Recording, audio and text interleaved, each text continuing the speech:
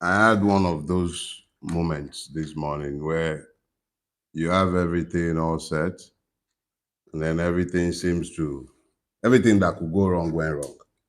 So I found myself having to move away from one location of the house to the other in order to be able to have good reception. So I'm sorry for the delay. I should have started 5 minutes earlier. So please, I would appreciate if you would give me an indication that you can hear me. Thank you. Please. And I can see a few people online, 30 of you. Oh, thank you very much. So I do have quite a bit to deal with this morning. And I'll try my best not to be all over the place. So let's start with the Yoruba language section. For those of you who are by now familiar with my modus operandi, you will know that I would usually start with my Yoruba language broadcast. We'll keep that because there is a lot to do today. I'll try my best to give a couple of minutes to address a couple of other issues before I go into the body of my lecture today. Ẹ káàárọ̀ ẹ̀yin èèyàn wa nílé lóko, ẹ̀yin tẹ́ wà ní orílẹ̀-èdè Nàìjíríà, ẹ̀yin tẹ́ wà lókè òkun. Ọkọ ọba àdá ọba kò ní ṣáà kan nu wa lẹ́sẹ̀ o, àní ṣìṣe o. Ẹ̀yin tẹ́ sì wà lókè òkun, ẹ kéré oko délé o. Ọlọ́run ní jẹ́ kí kankan nu wa kárìn àrìn nù. Ní òwúrọ̀ yìí, òwe àwọn bàbá wa kan ni mo fẹ́ fi bá wa sọ̀rọ̀. Ó sì ní bó ṣe bá wa wí lọ́tùn lósì. Torí lọ́pọ̀lọpọ̀ ìgbà ntáláìmọ̀ kan tó fi ń ṣe ààrẹ òun ló pọ̀ jù. Kì í ṣòwe tí mo fẹ́ pa tí mo ní mo fẹ́ fi bá yín sọ̀rọ̀ nù, kì í ṣe ìyẹn. Ní tí mo fẹ́ fi bá yín sọ̀rọ̀ gangan, àwọn bàbá wa ní afárí igún, ayọ̀ gẹ̀gẹ̀ àkàlà, ó wá di orí àti òru, àpẹ abẹ ti kú. Ẹ má wọrí, wọ́n ṣàlàyé ẹ̀ fún yín. Ẹ lè gbọ́ Yorùbá kẹ́ ẹ má gbọ́ òwe. Béèyàn bá sì gbọ́ òwe, títú ni wọ́n ń tú fún un. Nígbà tẹ́ ẹ mú abẹ, ẹ fá orí fún igún. Gẹ̀gẹ̀ ń da àkàlà láàmú, ẹ bá yọ́. Ó wá di orí ti àti òro tó yẹ kẹ́ ẹ lo abẹ fún, ẹ pa abẹ kú. So ohun tẹ́ ẹ ṣe fọ́tùn, tẹ́ ẹ ṣe fósì, kò tọ́ sáàrín. Tí babaláwo bá mú ọ̀pẹ̀lẹ̀ tí ó bá gbé janlẹ̀, a níwájú Ifá ọ̀pọ̀n, ẹ̀yìn ọ̀pọ̀n, olùwà ọ̀tún, olùmọ̀ràn òsì. Ó pè sí gbogbo ibi tó yẹ kó pè sí. Torí wọ́n ní ká ṣe bó ṣe yẹ ká ṣe, kó lè gùn bó ṣe yẹ kó gùn. Ǹjẹ́ à ń ṣe bó ṣe yẹ ká ṣe? Ṣé n tó jẹ́ òótọ́ fára Ìgbẹ́tì, ṣóòótọ́ ni fára Ìbàdàn? Ṣé bẹ́ẹ̀ ni? Ẹ rántí o, nínú àwọn òwe àwọn bàbá wa náà ni wọ́n ti sọ. Wọ́n ní bá a bá ń torí ẹrú, tá a bá ń torí rẹ̀ ṣe òfin, ká máa rántí ọjọ́ tí ó mú ọmọ ìjòyè. Ṣé rí bí a bá mú ìlú wa tá a sọ di ibi tó jẹ́ wípé ohun tó jẹ́ òótọ́ fún lágbájá kì í ṣòótọ́ fún tẹ̀mẹ̀dù, tó wá di wípé àwọn kan ló jókòó tí wọ́n wá ẹ̀jẹ̀ máa sọ èyí tó jẹ́ òótọ́ fún wa ní tá a mọ̀. Ṣùgbọ́n torí pàwá fúnra ra wa àti gbè sẹ́yìn irọ́, àwa jọ ń jèrè irọ́. Torí iye tí lágbájá ń rajà lọ́jà ní tẹ̀mẹ̀dù náà ó rà. Bọ́lọ́pàá ṣe lágbájá, bẹ́ẹ̀ náà ni ó sì ṣe tẹ̀mẹ̀dù. Wọ́n ní ṣọ̀ọ́ láàrin, ajé ní mẹ́ni pẹ́kọ̀rọ̀. Kí lajé tó ń mú ẹ̀yin pẹ́kọ̀rọ̀ nínú gbogbo ohun tó wà nílẹ̀ eré kí ni tẹ̀ ń jẹ́ ń bẹ̀ tó fi jẹ́ pé òótọ́ ó wá di ìnira láti sọ. Ẹ wo àyíká yín, ẹ wo ibi tí gbogbo wa jọ wà lénìí. Ẹ̀yin ẹ sọ fún mi, ìpèlú yìí ní kankan nù wa lára. Àbárẹ́ èèyàn kankan tó tù lára nù wa. ẹ jẹ́ ká jọ bára wa sọ èyí tó ń jó tọrọ. Tó bá ti jólè tiwa ni kì í ṣolè mọ́. Tó bá ti jẹ́ olè tiwa kì í ṣe olè mọ́. Èyí tó bá jólè tiwọn òun ló le. A ti gbàgbé pé kólè tiwa tó jà wọ́n lólè àwa ló kọ́kọ́ jà lólè. Òótọ́ ọ̀rọ̀ ó wá di ìsọkúsọ kò ṣeé wí mọ́ láàrin wa.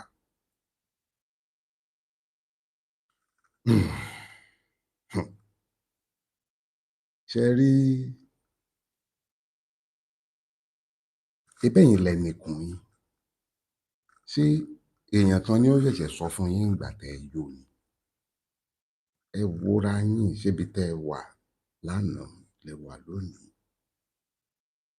Ṣé yàtọ̀ kankan bá ẹ̀ ń pariwo káàkiri tiwa ni tiwa ni? Kì í ṣe ní federal nìkan kọ́ ni mò ń sọ, ní local government yín.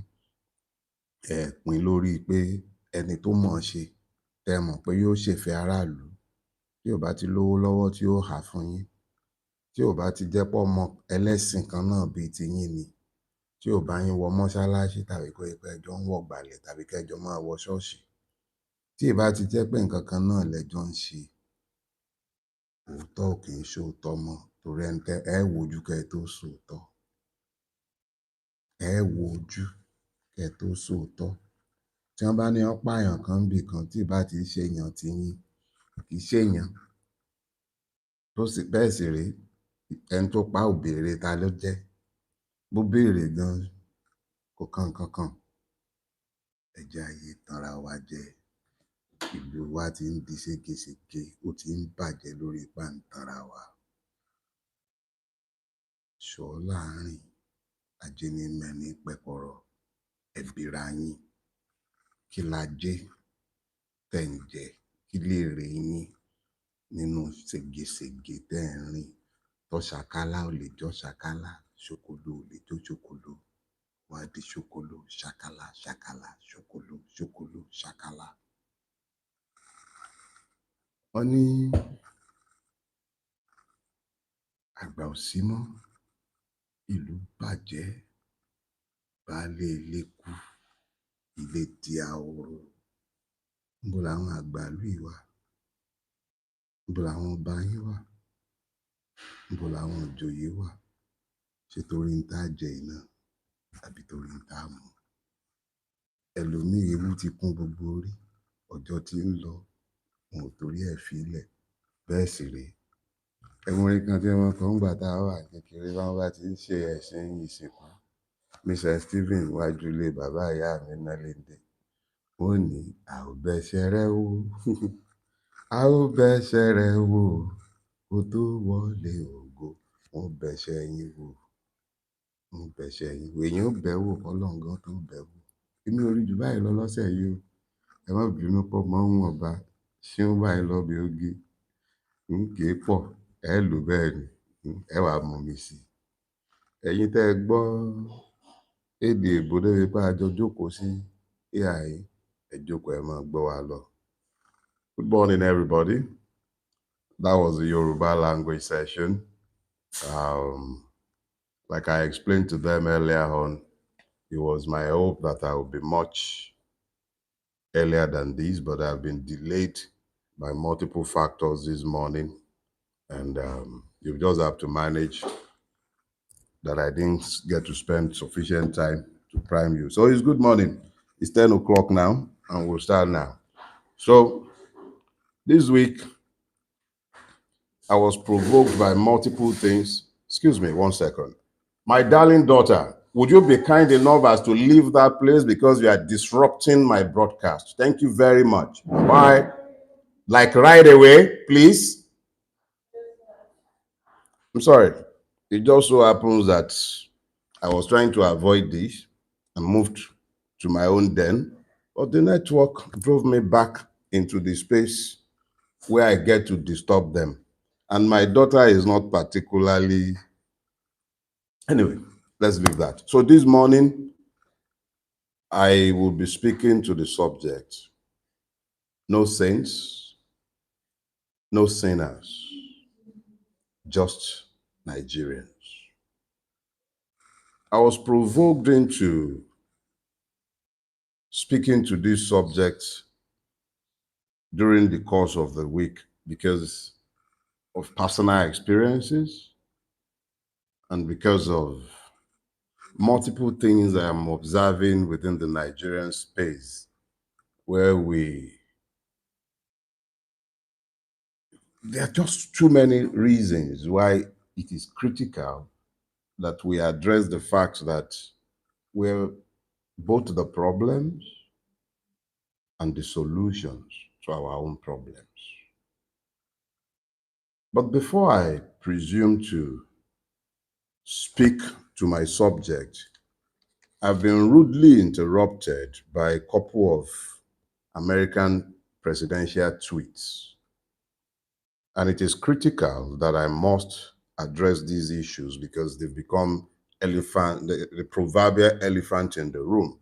And I'm not sure it is possible for me to address my subject today without necessarily speaking to that. So just in order to speak to it broadly and quite frontally, I will deal with it first, and then I'll dovetail into my subject as already introduced.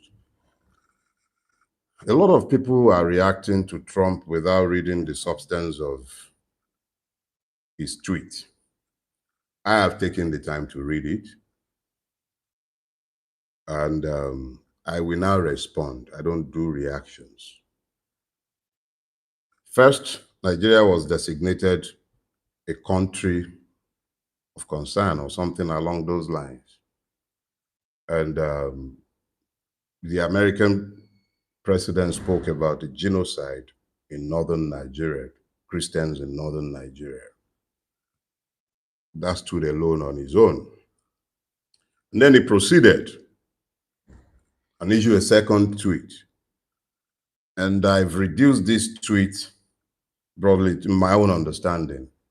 First, he said if the Nigerian government continues to allow, I read English language and linguistics before I read law, although I didn't graduate. But it left me with a lifelong predilection for linguistic exactitude. So when words are used, I am very, very deliberate about deconstructing words in order to understand what is said so that there will be no room for ambiguity. Given the fact that I am not a native speaker of the English language, I find this the easiest way to understand exactly what it is that a person is saying at any point in time. He said, if the Nigerian government continues to allow, is this true? Has the Nigerian government continued to allow genocide in Nigeria? Now, if you know me, you will know that I am not a respecter of persons. I'm a respecter of truth. I do not need Trump to tell me that the Nigerian government is complicit in the genocide that has been taking place in the country. I do not require Trump, and I have been saying this consistently for a decade, in the public, in books, in speeches, in essays. There are substantial evidence in the public space to conclusively say that the Nigerian government allows what is happening. So let us be clear. We do not need Trump to tell us that, or he said that in his tweet. So I have no choice. I have to follow the truth. I have to agree with him. The Nigerian government allows the genocide because there is indeed a genocide. And I have called it that for at least a decade. I do not require Trump to tell me that there is a genocide going on in Nigeria that the government of Nigeria has allowed. I do not require Trump to say that. Commodore Olawumi has already told us that. Bugaje has already told us that. Was it Baraje? He's already told us that. The fact that the creature called Ali Modu Sheriff is still walking around in Nigeria and he remains a man of influence tells me everything I need to know about the complicity of the Nigerian state. Now, he said the USA will immediately stop all aids and assistance. I am forced to speak to a private encounter where I had occasion to speak to US government officials. And when I was asked, "Oh, is there anything we can do for you?" I said, "No, we don't require anything from you. I want nothing from anybody. Just stick your nose out of our business." Because the American interest in Nigeria is not exactly benevolent. But that is another topic for another day. I was clear.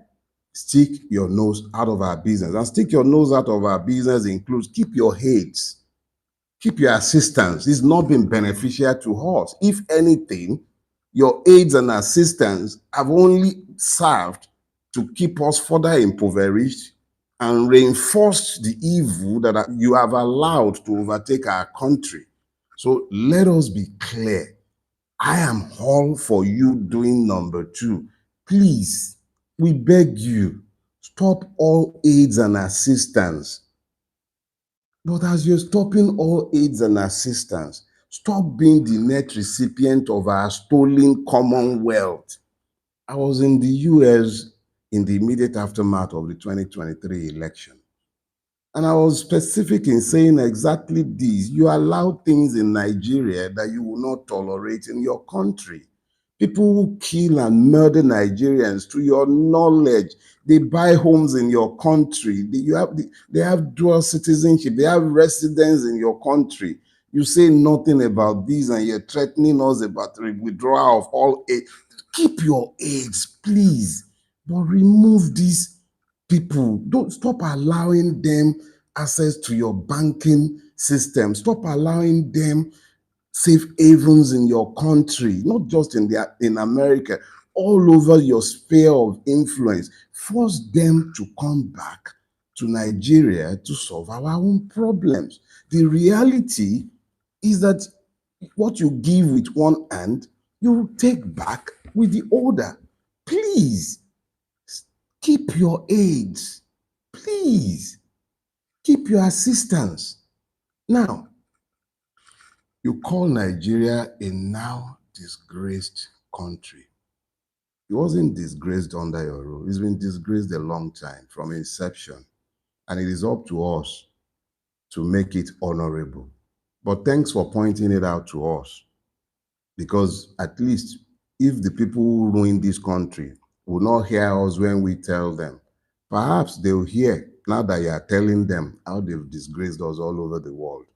They come to you cap in hand, supposedly begging for charity from you, when you know how many billions they have stashed away in your banking system. So yes, the country is not just now disgraced. It's been disgraced for a while with your help. And I'm not talking about you, Donald Trump. I'm talking about America. I'm talking about the West. I'm talking about the rest of the world, including China and all the other people who have provided succor to those who have destroyed this beautiful country. So yeah, it's disgraced, but it was never really engraced. It is entirely up to us to do with it as we will, if we can find the grace to engrace it. Now, let us be clear about something. You're talking about coming to Nigeria and guns blazing. When the guns are blazing and the bullets are flying, we've seen examples of where America has done this everywhere in the world. We would rather you don't come into our country guns blazing. It doesn't really require you coming in guns blazing. It just requires you insisting on the right things being done in Nigeria. It requires judiciary, who you know how corrupt they are. You have access to intelligence that the average Nigerian can never touch. You know. And if they are indeed persons deserving of death, you have more than ample evidence. You know what you used to do. Do that. Expose them. Bring them to international trial courts that are built by you. The Americans and the West created the International Criminal Court. If they are indeed persons within the Nigerian power circle who are guilty of these things, you know what to do to bring them to justice. But please don't come into our country gun blazing. Nigeria is not Somalia and is a multicultural, multi-ethnic society. We don't need you to come into our country guns blazing. You understand? Now, You spoke of Islamist terrorists. Why not tell us the truth? You know who they are. Commodore Laumi told us. He flirted with it. He just couldn't release the names.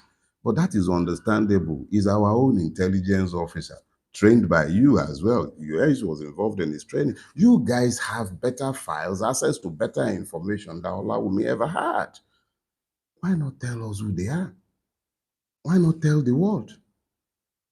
So please, don't tell us about coming guns blazing. You know who the terrorists are. Tell us. The ones in the power structure of Nigeria, tell us. Expose them. And then you spoke of atrocities. The atrocities that have been taking place in Nigeria didn't start today. It started since around 2003. Sometime with American connivance and silence.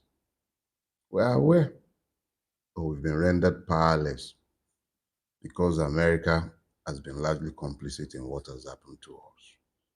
You can help us. Yes, you can. America can be a true friend to progressive forces in Nigeria, but not by coming in with your guns blazing. We don't need you coming into our country guns blazing. Just stand by the truth and insist on the right things being done. Hmm? Now you have discovered the cherished Christians in Nigeria. Where were these cherished Christians in 2014, 2015, when the Obama regime, whether you like it or not, at the end of the day, was the American government? When the Abacha and when the Obama regime was busy helping to install the APC government, which brought in the reign of Islamists and the attendant security challenges that we are facing today, that have been killing these same cherished Christians in droves for over a decade. What has America been doing about it? And what did America ever say? So I'm happy that all of a sudden America remembers that there are cherished Christians in Nigeria, but there are also cherished Muslims. There are cherished Shia Christians, Shia Muslims who have been slaughtered in hundreds without America saying a word for years. So yeah, I agree with you in total. The Nigerian government had better move fast, because if it doesn't move fast, this country will be gone, whether America comes in gun blazing or not. And that is as far as it concerns the Americans. My enemy's enemy is not my friend. But the Americans are not our enemies. But they are also not our friends. Americans are Americans. Donald Trump is beholden to the American people. And it is his interest that Americans are bettered. So at any point in time, understand that he is elected to serve Americans. And when he is speaking, he's speaking promoting American interests. There are cherished Christians who are today being slaughtered in America, treated like animals in American detention centers, clamped in cages, and they are Christians. Latin Americans don't come more Christian than that. They're Catholics, largely Catholics. They don't ask your identity before they clamp you in their detention camps. So please, I do not require Mr. Donald Trump to tell me how nasty my country has become. It is nasty. Does it need help? Yes, we need help. Do we need to find ourselves? Yes, we do. Has Donald Trump lied in any way? No. He largely told the truth. My own position is that yes, help us, but we must help ourselves. It is up to us to help ourselves. Now, why I said I'll lay down the American case first is because it dovetails into what I had already set myself this week. No saints, no sinners, just Nigerians. I have repeatedly sang a particular song each time that this has come to mind, and that is the one where I have said, Boala Lowombe, that is, we are all guilty. Nigeria did not get to this point by accident. It is here by design. But we have acted horribly because we have allowed it, and we are equally complicit in what has overtaken us. My wife runs a business where she sells food. On a Sunday, pretty much like this one, she unexpectedly, at least her staff were not expecting her, so she went to the store. And on getting there, for some reason, inexplicable, because even on normal weekdays, she probably wouldn't have visited, but she went to the kitchen. And she found the staff. They had fried 3 crates of eggs. That's 96. I don't speak about my businesses, so I would avoid speaking, but some of the persons listening to me are familiar with the business about which I'm speaking. It's a food retail business. There were less than 30 people on duty. I think they had about 24 to 26 people on duty because it was a Sunday. They fried 96 eggs. That is more than 3 to a person. You know what's worse? They had no authority or right to fry anything. So this was taken out of stock, and nobody would have known anything about it because it would have been classified as breakages. And then they cooked. I know you'll find this incredible, but it was 12 tubers of yam that they cooked. 12 tubers of yam, 3 crates of eggs. Nigerians. And each and every one of them have at one point or the other had cause to speak about the corrupt government of Nigeria. They have had reason to speak to the wickedness of our rulers. But they did this. I wouldn't eat more than 1 egg fried. Each one of them had more than 3 when you consider the fact that they fried 3 crates of egg. That is not about sating hunger. That is about being wicked. Now remember this. This wasn't this is not something the management was ever meant to find out. And it took the collective silence of those working there, all of them, for that to happen. And they will speak to the wickedness of the government. There was a day I was driving towards my office in Lekki, and I noticed that a light had come up on my dashboard suggesting that I had a flat tire. I had run flat, but it was necessary that I topped up the hair. So I parked by a vulcanizer at the junction to my office on Admiralty. And he said, oh, you have a couple of leakages. I didn't argue with him. I paid him. And he fixed it. So I drove away. And then I got back home, and in the following morning, the driver called my attention to the fact that when he was cleaning the car and he started it earlier on, he noticed that the light was on. The tire light was on again. And this was Monday now, so I asked him to take the tire to the Dunlop Center close to my house. And he went there. And by the time he got back, he said, oh, there was something wrong with the valve. So they replaced the valve. I never had any leak in my tire. But this vulcanizer, he had, anyway, I went back to him on my way to the office. And I said to him, you have apprentices, young boys, a couple of them probably in their early teenage years, and you're already teaching them to steal as part of them learning a trade.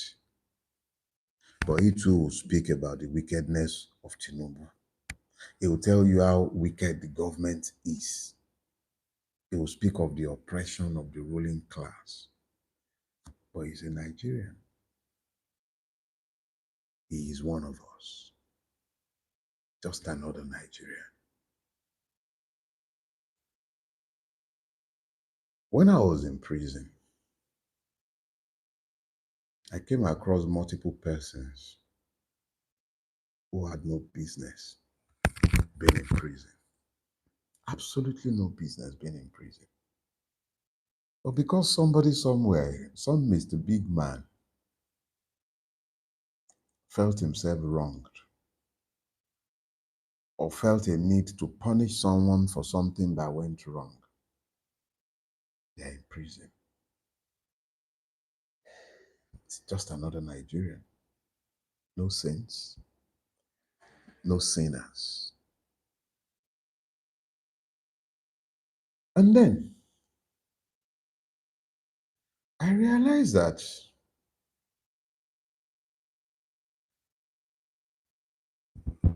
when we fail to understand that the other person is just another Nigerian, just another victim, just another person whom the system is dealing with, we legitimize what happens to them because we don't have a template for who the Nigerian is. It's always about is either the person is one of ours or is one of theirs. Meanwhile, in our heads, we've qualified the person as either a saint or a sinner on the basis of our subjective interpretation of the person's humanity. So if you learned that the army massacred a Shia crowd, you automatically justify the fact that they were murdered because Shebi is the Shia, the apostates. And if you are a Christian, particularly in the South, Shebi is the Muslims killing themselves. So you have the saints, you have the sinners, and you forget it's just another Nigerian. Oh yeah,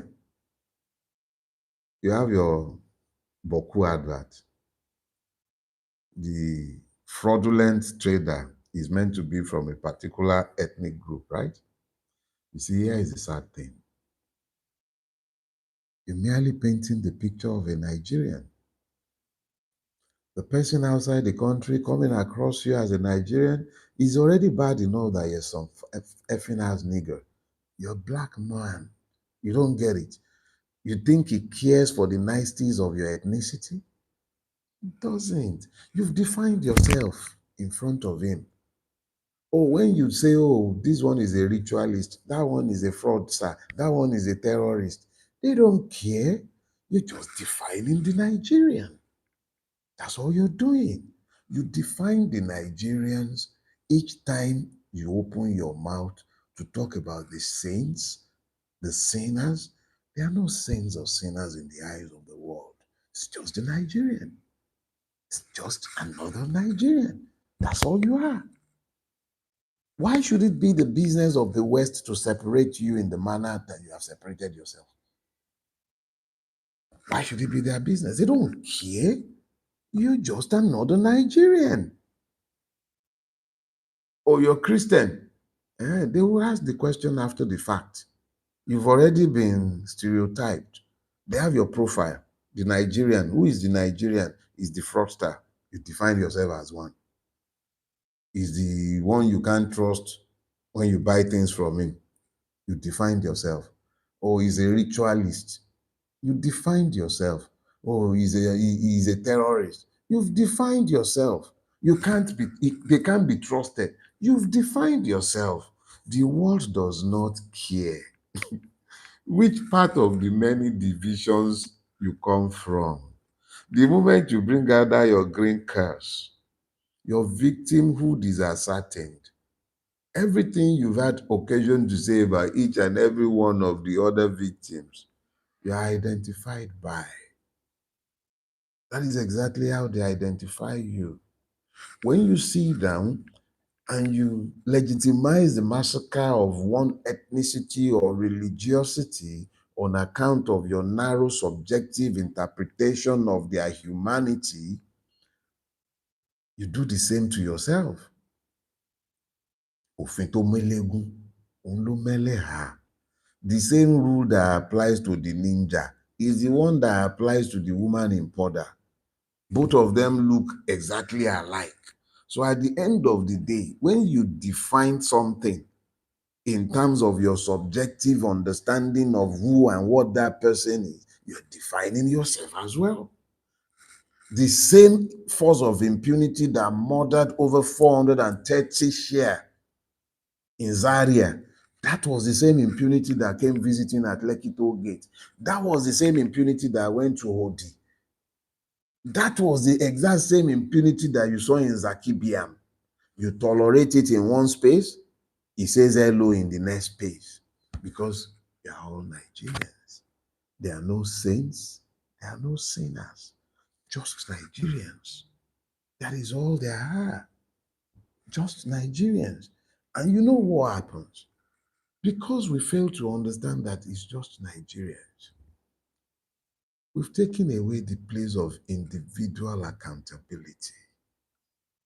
When you're busy pointing fingers at the government, what are you pointing at yourself? Is it just Tinubu? What about you? What about you in your private space? What do you do? What about you? Look at the society. We've become acculturated to madness. That didn't happen just because our rulers are evil.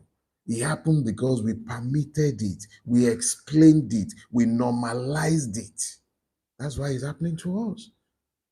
We think we are exempt because we are this, because you are Yoruba, you are Fulani, you are Igbo, you are this, you are that. It doesn't exempt you. Don't worry, it will come to you eventually. What you legitimize in relation to one becomes normalized in relation to all. Eventually, it will come your way. Eventually. Look, Nigeria is the way it is by design because it has never been owned by Nigerians. If it's ever going to change, it will be because Nigerians owned it. And Nigerians cannot own it if there are no Nigerians. You've divided yourselves and we have no common cause. I am not unmindful of the persons who've been asking about the ICE platform. Don't worry, you would have more access to that platform this week. I'm driving towards that. Don't worry yourselves. There are systemic issues. These things are by design. But we would have to find common cause, bring ourselves together, understanding the fact that we cannot deal with these as saints and sinners. It's just Nigerians. We're all just Nigerians. For now, that's all we are. That is not supposed to mean that we cannot be anything other than Nigerians. People do not stay together by force. They stay together because they have reasons to want to be together. We have to find these reasons because what has been designed for us is that we break it up. As long as the West have access to our natural resources, they are fine. We can exist in a perpetual state of war, which is where we've been essentially since 2003, 2004, since Obasanjo, the beginning of Obasanjo's second term. We've been in a slow burn civil war. It's just not been called exactly that. So we have to come to the point of understanding that it is entirely up to the victims to find the grace to understand and recognize there are no saints, there are no sinners, they're just Nigerians. Look all around us.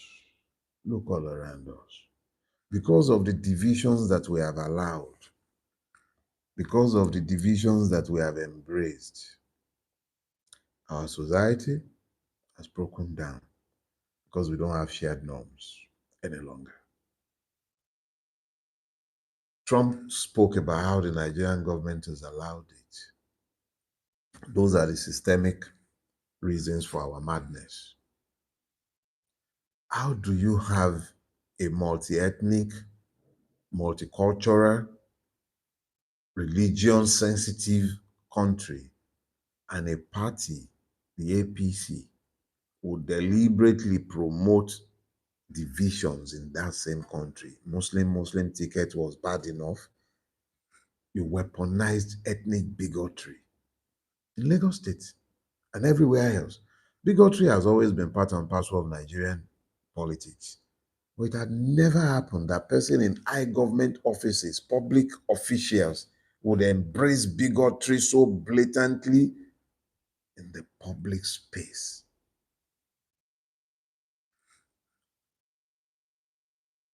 But if we, who are not beneficiaries of the madness, who are in truth the victim of the madness, refuses to find the grace, to find the common purpose, to come together to ensure that our house does not come crashing around our heads, what we would have is what we already have: social conflicts, resentment,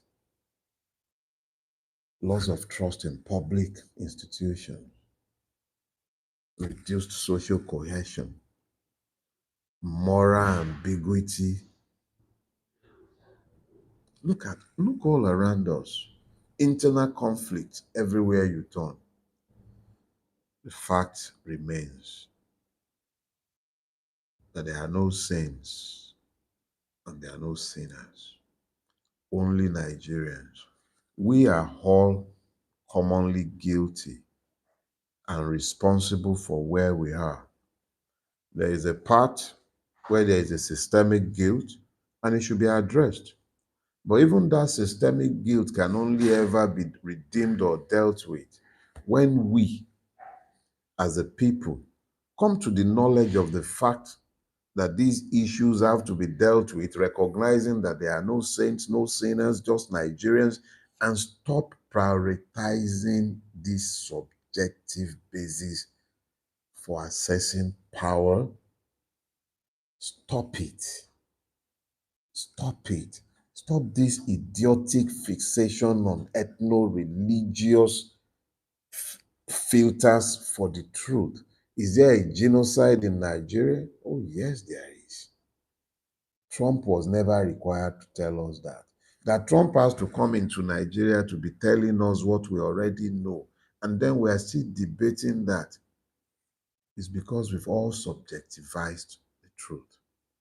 That Muslims are also being killed is the truth, but it does not invalidate the earlier truth or the other truth. There is a genocide going on against the Christians in northern Nigeria. That is a fact. That 116 villages and settlements in the plateau have been overtaken by terrorists of Fulani stock, who have been allowed to settle and take over these villages as though they are Nigerians, even when they are not. These are facts.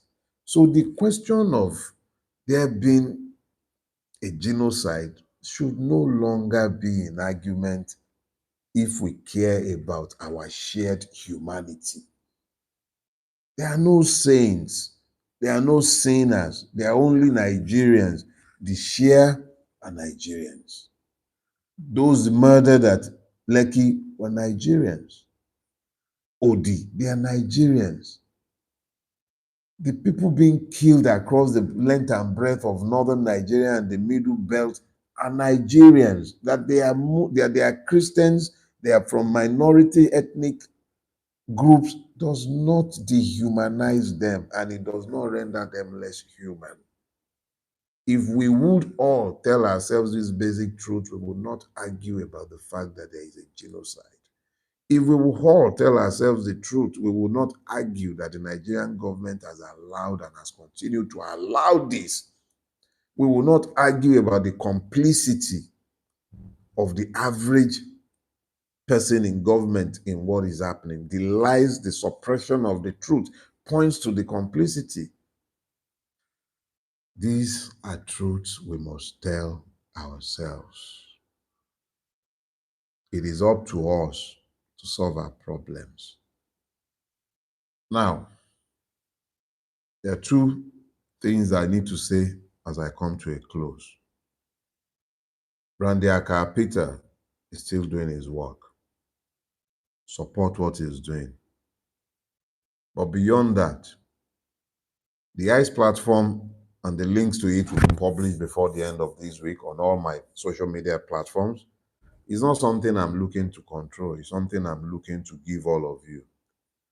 In the first place, all our politics, this gentleman has been something of a very interesting species, maybe in our APC, but I don't know.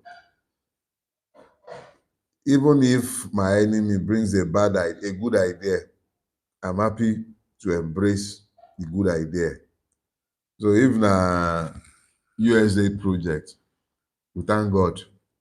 But as far as I'm concerned, dear Nigerians, own your thing, own your country. Nobody is coming to save us. We are the ones who would have to save ourselves. And believe it or not, it is entirely up to us. Anybody coming in to help us is coming in to profit. And if they're profiting off our back.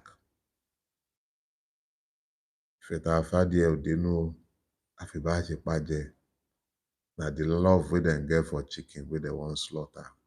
Now in the West get for us. It is up to us to love ourselves if we are going to save ourselves. I've had my say this morning.